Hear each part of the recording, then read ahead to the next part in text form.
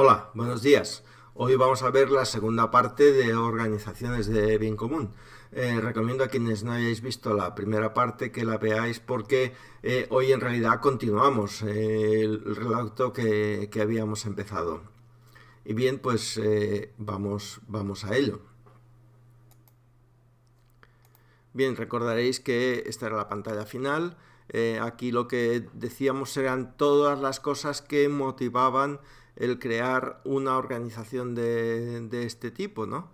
Que tenían que ver con la educación para ejercer el gobierno, para utilizar nuestras capacidades sociales.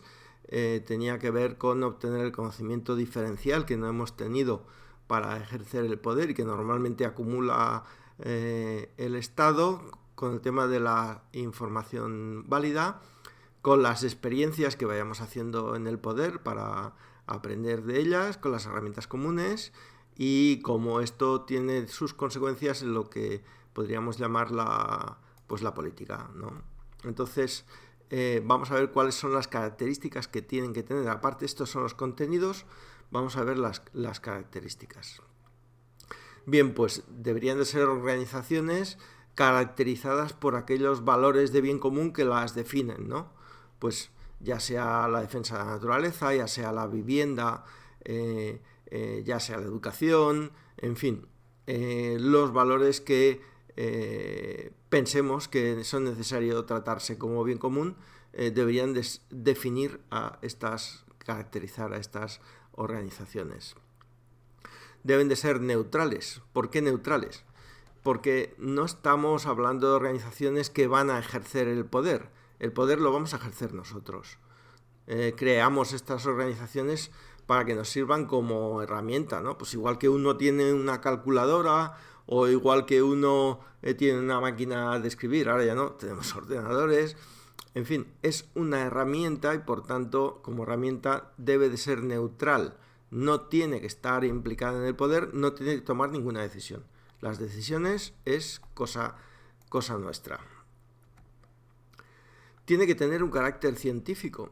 Y bien, ¿por qué tiene que tener un carácter científico? Pues porque, por lo que decíamos antes en parte, por lo de la neutralidad y también porque tiene que tener una buena parte de investigación, de análisis, de estudio, porque no podemos hacer las cosas improvisadas. Tiene que ser algo que se pueda ser aceptado por todos y como sabéis la ciencia es de nuestras realizaciones la única que ha tenido ese valor universal para todos desde el principio y bueno, no me voy a entrar en por qué, pero creo que la mayoría pues estaréis de acuerdo en que es así.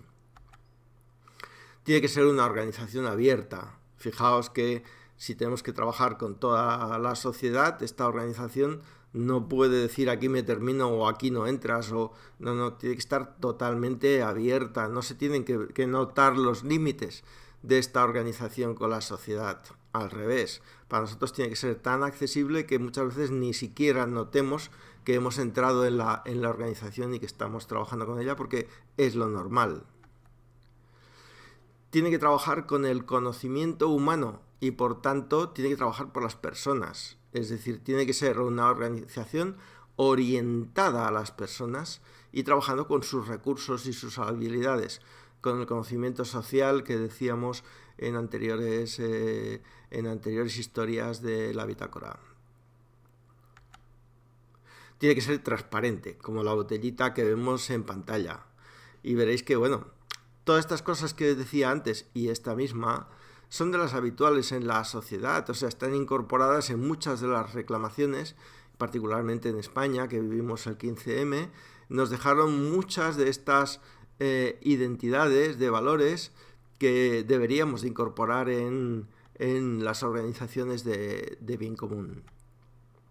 Y tiene que ser eficiente. ¿Y por qué eficiente? Bueno, pues porque no se trata de crear un monstruo, como sabéis que ocurre con el Estado, ¿no? El Estado es una herramienta bastante ineficiente, es una herramienta que gasta muchos más recursos de los que realmente necesita y para nosotros no se trata de esto, ¿no? De crear un nuevo sitio, un nuevo nicho de malgasto y de desperdicio de recursos sociales. Se trata de que cumpla su labor con eficiencia, y entonces que esté bien afinada para conseguirlo. Y tiene que tener una forma de que comprobemos que se están haciendo bien las cosas. Entonces todo lo que hemos dicho hasta ahora debe de tener unos indicadores que nos faciliten el acceso a la información y nos permitan saber el estado de las cosas, el estado del bien común, del tema del que se trate, y el estado de su realización, del cumplimiento de las cosas que hemos decidido hacer, que sepamos cuál es el nivel de ética y cumplimiento en la organización, lo que se está haciendo en formación, en fin, que sepamos que está cumpliendo su papel. Y estos indicadores tienen una segunda utilidad para nosotros muy importante, que vamos a ver en otro momento, que es la elaboración de la posición del bien común, que tiene que basarse, como decíamos antes, en las características de la organización, tiene que basarse en elementos de carácter científico, que se hayan estudiado, que se hayan comprobado, investigado, y que no incorporen ningún elemento de poder, que sean neutrales como la propia organización. Si la organización lo es, pues también serán sus trabajos. Bien, ya digo, esto de la posición del bien común, que lo veremos más adelante con más detalle, pero forma parte de este tema de los indicadores, ¿no? De que podamos comprobar que las cosas son como deben ser. Y luego, internamente, cómo debe de ser esta organización con respecto a sus integrantes.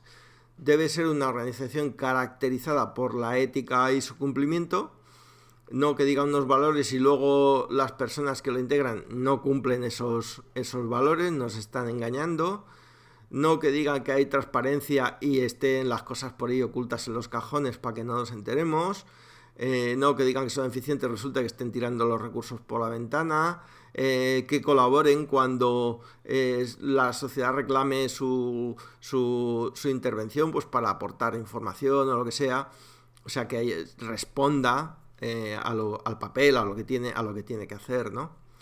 Que sea una organización en la que se dé el beneficio de 360 grados. Esto es una definición que la vamos a ver más adelante, pero para resumirla ahora, quiere decir que la organización beneficie a la sociedad, beneficie a la realización del bien común del que se trata y beneficie también a todos sus integrantes de forma personalizada, porque todos no necesitamos lo mismo. Entonces esa organización no es que pague un sueldo o pague otro, sino que nos dé también a cada una de las personas que lo integren, nos dé lo que necesitamos y lo que esperamos, que por eso trabajamos, ¿no? Y tiene que ser una organización en donde se produzca una cierta correspondencia entre la identidad personal y la identidad de la organización, que tiene que ver con los valores del bien común del que se esté trabajando, con el que se esté trabajando en esta organización.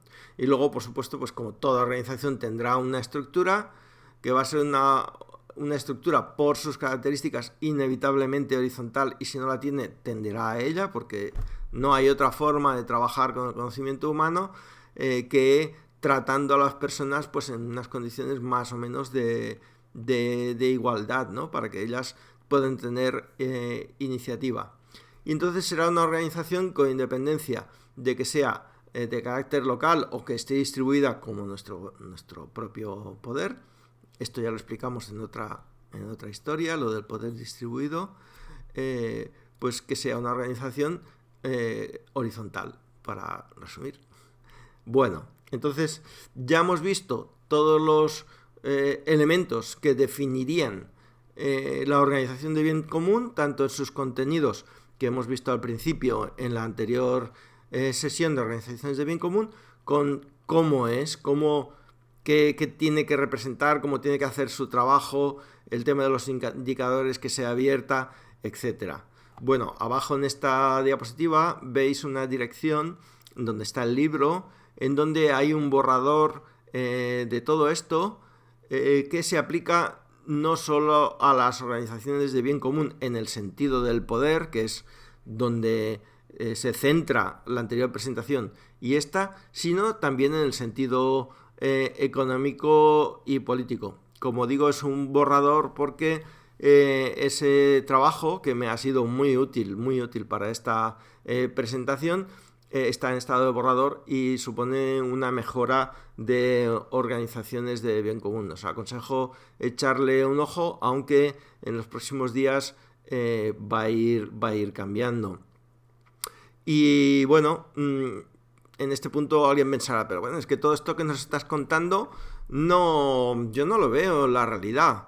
Bien, a ver, nos va a costar un poquito asentarnos en esta forma de entender las cosas que ya están sucediendo, pero lo cierto es que las organizaciones de bien común, que pueden ser organizaciones de bien común y que en cierta forma ya lo están siendo, ya existen. Solo que no, están organizadas con otra lógica, que no es la lógica del bien común y por tanto pues, necesitan pequeñas transformaciones. Bueno, pues el próximo día vamos a ver el último capítulo de organizaciones de bien común, donde vamos a ver las que ya existen y por qué efectivamente lo son o tienen una gran parte de organizaciones de bien común, ¿no? Entonces eso ya lo veremos en la próxima ocasión. Y bueno, finalmente, recordaros que en la página de Hipatia tenéis todas las ediciones. Como novedad, que me ha costado muchísimo trabajo, la verdad, la edición en papel, que con esta ya son varias. Tenemos la de papel, tenemos la web, tenemos el PDF y tenemos el ebook. Y aparte, los contenidos en estas historias del cuaderno de bitácora, que si te gustan, yo te agradecería que ayudes a compartirla, porque, bueno, servirá de más. Pues nada, muchas gracias y ya hemos terminado por hoy.